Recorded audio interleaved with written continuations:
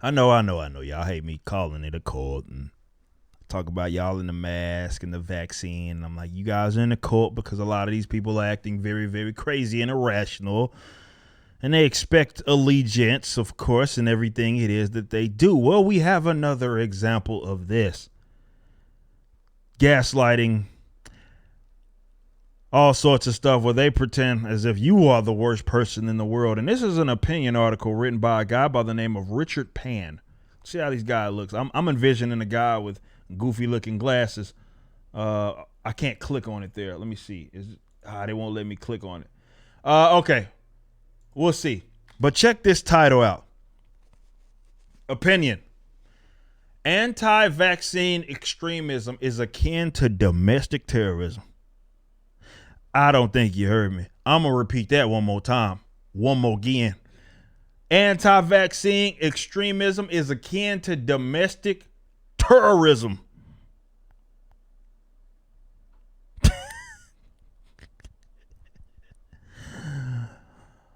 Let's see what he has to say. Vaccines don't stop viruses. Vaccines do. This common public health saying means a vaccine does no good if we can't get it into people's arms.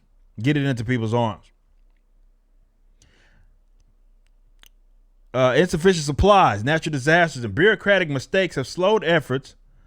But the overall goal of vaccinating a large majority of the U.S. population may ultimately be hampered if the anti-vaccine movement, which is, y'all do understand that all they mean is anybody not lining up to get jabbed. That's what it means, okay?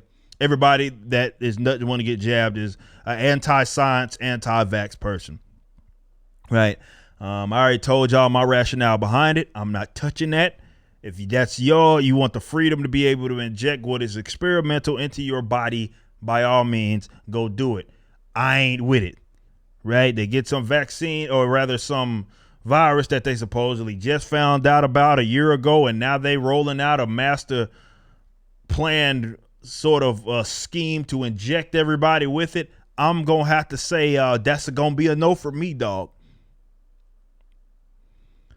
That's going to be a no for me. Like I said, if y'all start growing baby legs out of y'all's necks after a year or something, that's going to be on y'all. If y'all don't, okay. But I'm going to let y'all test that out. We have not had no long extended periods like trials to see what would be the sort of long-standing problems with this. But the only way I told y'all, there's only one way that I would consider taking it. As if it unlocked the next gene, and we got confirmation that it did. So people started to, it was like a 50% chance that you may come out that bad boy with powers, super speed, or laser beam eyes, or something of that nature. Okay? Then we consider it. But as it stands, that don't seem to be the case. So that's going to have to be a no from me.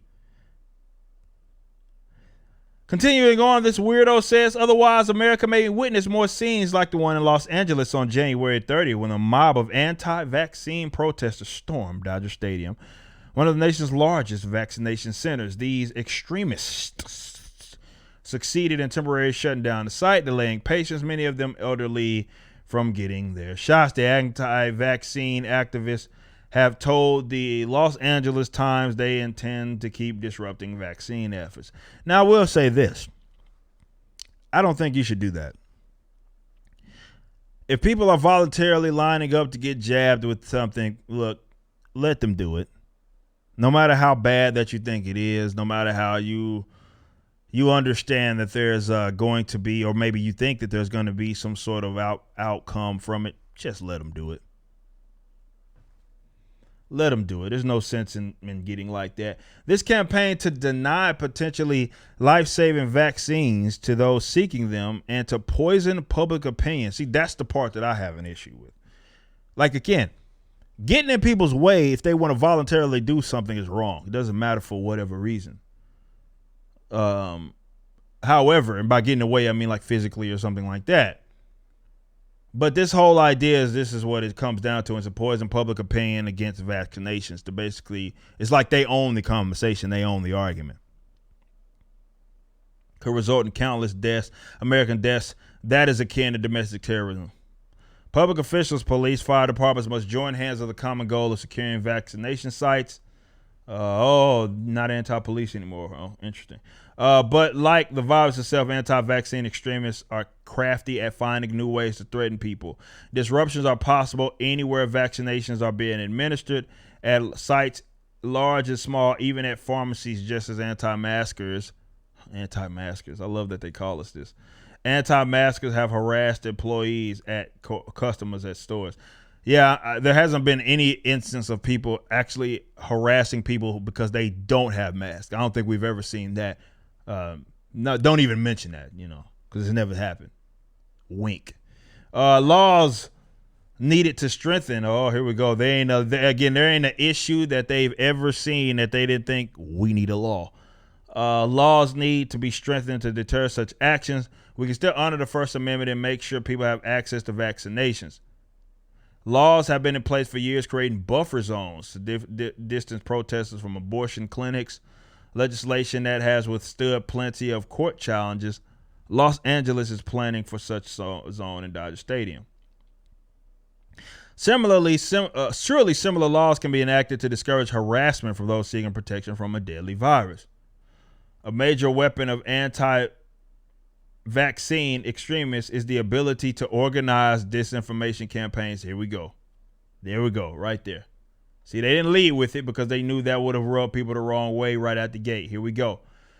Is the ability to organize disinformation campaigns on Facebook. See, this goes beyond what they were talking about before. Corporate owners of these platforms can moderate and close down the groups that promote disinformation and endanger life. You see, that's what I be talking about with the gaslighting and the dishonesty. You see, we went from, physically, people that were like physically interrupting folks that wanted to get a vaccine. We went from that to, they're just talking about it on the internet and they're spreading misinformation, which will cost people's lives, and they should be shut down. You see how they conflate those two different things? You see that? This is how they operate. It's very interesting.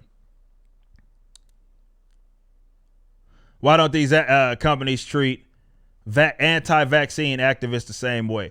Troubling thought is that both the social media companies and the extremists have a financial interest in continuing as before. Coordinated attacks on the truth by anti-vaccine. This is kind of weird how they feel like they inherit the truth. Anti-vaccine propagandists.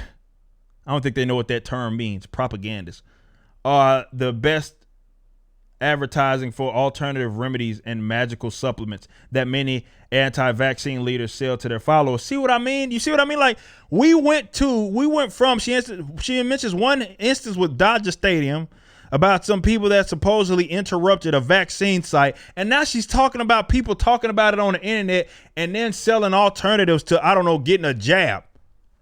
Like those are two separate situations here. As far as one is different in the sense that, you physically, that's an act of aggression. I don't care what your thoughts are.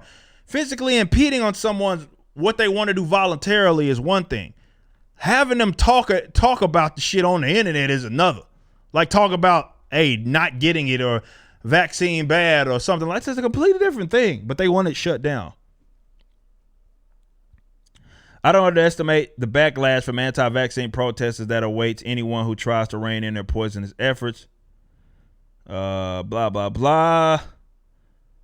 Taking concerted efforts to counter the coronavirus anti-vaccine movement has always resulted in violent threats being hurled at me and legislative colleagues.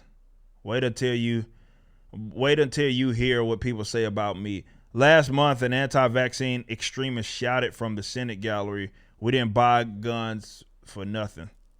But that should not deter anyone who's interested in fighting the pandemic from championing evidence-based policies. Beyond legislation, government must help better educate people about how vaccines benefit the community. We should fully fund local health departments, protect public health officials and rely on those officials, not politicians, to lead in times of crisis. I'm not even going to read any further. How about this? Go fuck yourself on that note. This idea that people should be controlled by way of what the quote unquote public health officials have to say about things is what's got us in this mess. And this is what has Fauci sitting on a pedestal, despite him even being wrong on various amounts of things. But I wanted to show you guys that, because what it does is it shows the differentiation between a lot of these guys and the arguments that they claim to make, in which they have absolutely no problem conflating two different things. One act, which you can consider as an act of aggression, is one thing. They use that to say, well, we should shut down the conversation altogether. And this is why they try to conflate everybody. And the left does this so well. They do it with other situations as well, where they try to conflate everybody that is in opposition to them as a white supremacist or a Nazi, and they'll go off for like the one Nazi that said some actual Nazi. And there's only like 3 in America. But the one Nazi that said something, they'll go to him and then try to say, well, look at you, you're like him. And anybody that does, he can say the sky's blue, whatever you think the sky's blue, you're a white supremacist, is how they operate. Same thing that they're doing right here with this vaccine. It's, oh, well, guys went to Dodger Stadium. Now we must shut down the conversation that's happening on the internet because people are selling remedies. Like, get the fuck out of here, man.